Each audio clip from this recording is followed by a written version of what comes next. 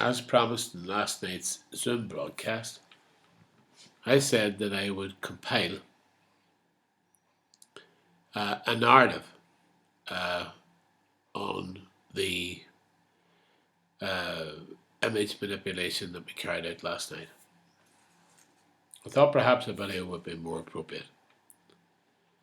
And that way you could see the particular moves on the screen as opposed to trying to follow a script. The first thing we're going to do is we're going to load a raw file into the system. I'm going to choose the same file we used last night. So double click on your raw file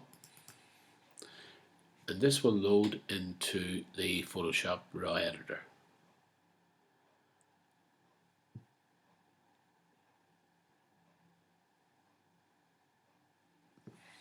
Okay, once it's into the raw editor, we're going to carry out 4 functions in the raw editor, and we're going to carry out remaining functions in Photoshop. The first 4 functions we're going to do is we're going to apply a auto application, which will effectively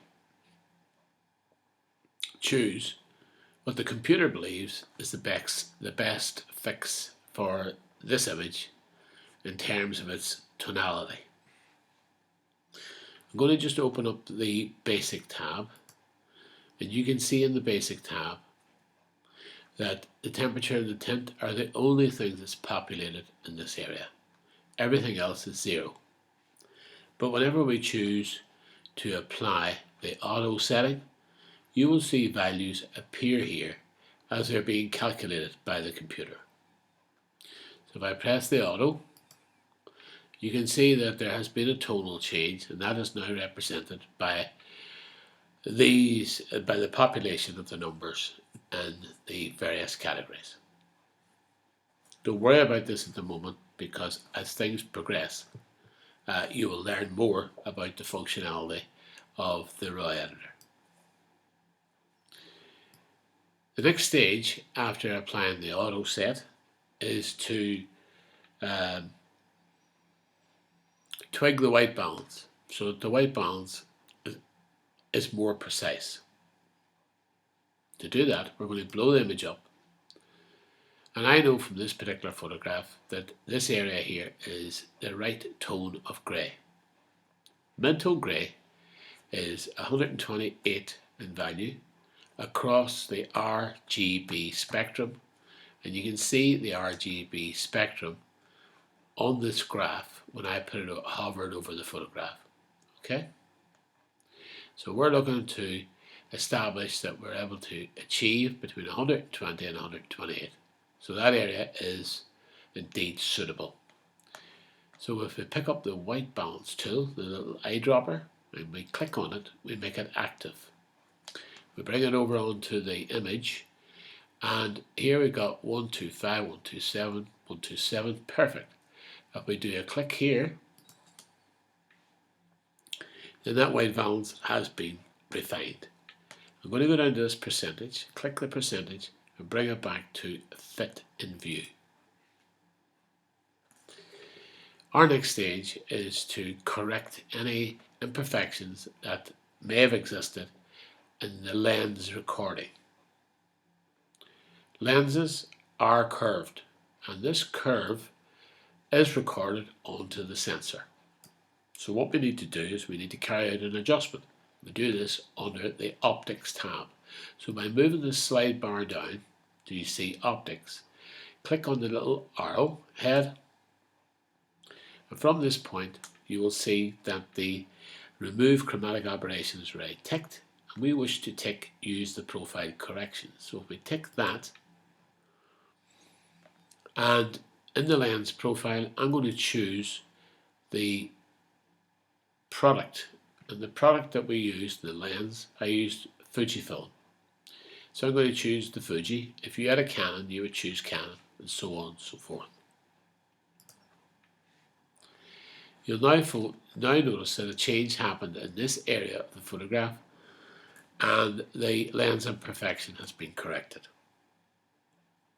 Just move up and we just click here, which gets us back our plus. This one here will take us back to reset the cursor. What we want to do is we want to move down to the geometry. And the geometry is all about ensuring that your photograph is straight in the horizons or whatever buildings exist within the photograph.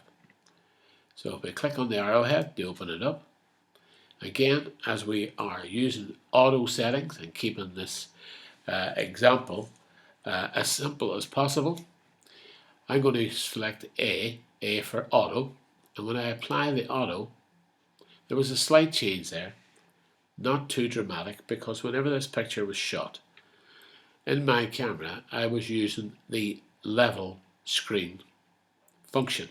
So I could see in the viewfinder whenever the picture was off level by allowing this function to direct me. Having done this now, carried out these changes, we're going to move across to Photoshop. And do that, we click the open button at the bottom of the screen.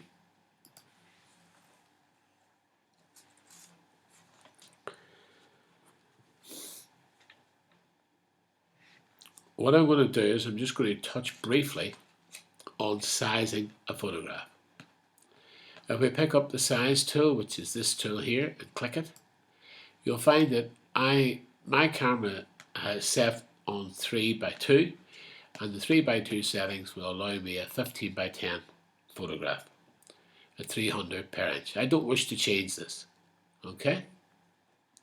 The next thing I want to do here is I'm just going to press the escape key, which allows me to abort that particular change. I'm going to move now on to layers. We're going to carry out our changes on layers. Therefore, the main photograph is unaffected. So we go to Windows, and from Windows we pick up Layers. This will switch on the Layers window, and in the Layers window we will see a thumbnail of the photograph we're currently working on, which is named Background, and there'll be a lock on it. What we want to do is we want to double click on this grey area, which will bring up New Layer, which will allow us to give it a name, and I will call it Master. And when I say OK, this lock will disappear. Next thing we want to do is we want to create a copy. The quickest way to create a copy is to put your cursor over the top of the grey area, click the mouse and hold and drag it down to this little plus box, and you've now created a copy. And like before, we want to name it, and cancel that. So if you double click on the text and press your delete key, you'll now be able to enter a replacement text, and we're going to call this Remove Spots.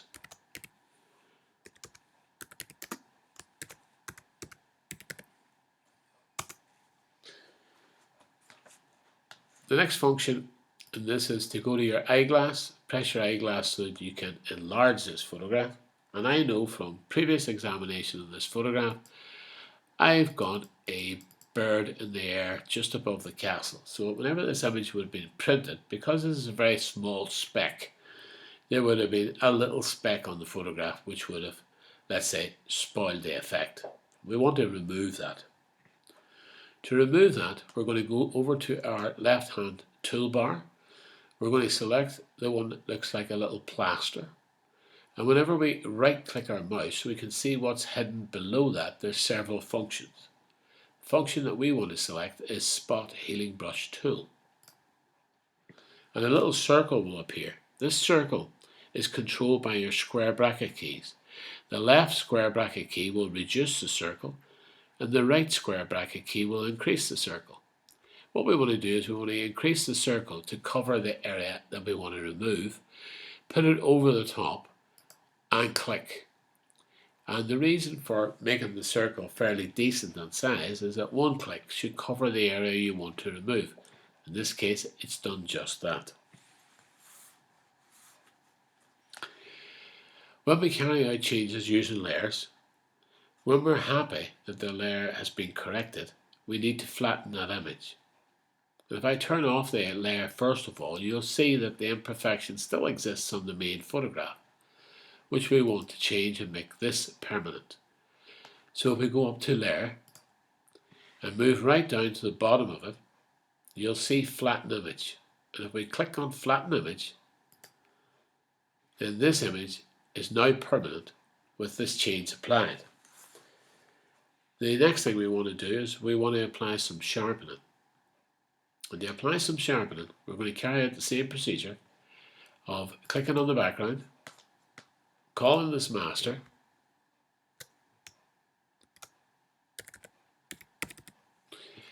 clicking OK in order to unlock it, making a copy by dragging the grey area down to the plus, and when we click on the text this time, what we want to do with the text is we'll make this sharpen. We're going to call it sharpen.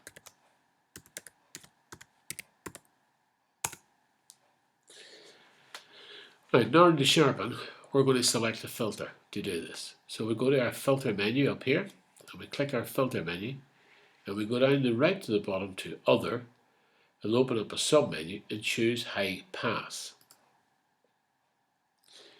I have already preset this to 10. Don't worry about it being at 10 because it is adjustable if it looks too much. But you will see a very murky looking image. When I say OK, you'll see a very murky image, which obviously is not what we want for our final image. But this layer only contains the sharpening application, and you've got the image below. We need to blend these two together. So we're going to go and explore the blend modes. The blend modes are situated here. You'll see this little arrowhead at normal. And if we click the little arrowhead, you'll see lots of choices open up, and as you float your mouse over it, you'll see the effects of these choices. The best choice to choose is soft light. I've applied soft light to the image. What I now want to do is I want to bring the image back to view on the screen at its normal size. So if I press the magnifying glass and then press fit to screen, and when I press fit to screen, you will see that when I bring it up on screen, it's nice and sharp. If I turn it off, you'll see the sharpness removed. If we feel that the sharpening is too strong, we can apply this, making sure this is highlighted, we can apply it by adjusting the opacity. So by clicking on the opacity, we can elect to move the opacity up or down. When we move to 50%, that's the same as applying a change of 5 rather than 10. Okay? So that's at 50%, and so on. So you have the ability to choose any variable to make the photograph correct in your own eyes. I'm going to leave it at 100% for this moment. And what I'm now going to do is I'm going to go up to my layer and make this change permanent. So by clicking layer and moving down to flatten layer, we've made this change permanent.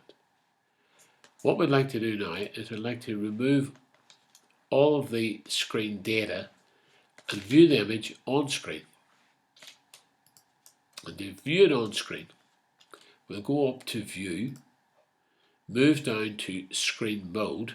Remember, you've got to have the spyglass switched on, so select the spyglass, open View, go down to Screen Mode, choose Full Screen Mode. When this menu comes up, tap Full Screen. And now you will see your image without any clutter. If you press once on the keyboard, it will allow you to fill your screen. That concludes the evening's example, and I hope that from this particular video you'll be able to replay and apply to an image of your choice. We'll see you again next week, and we can discuss how you got on.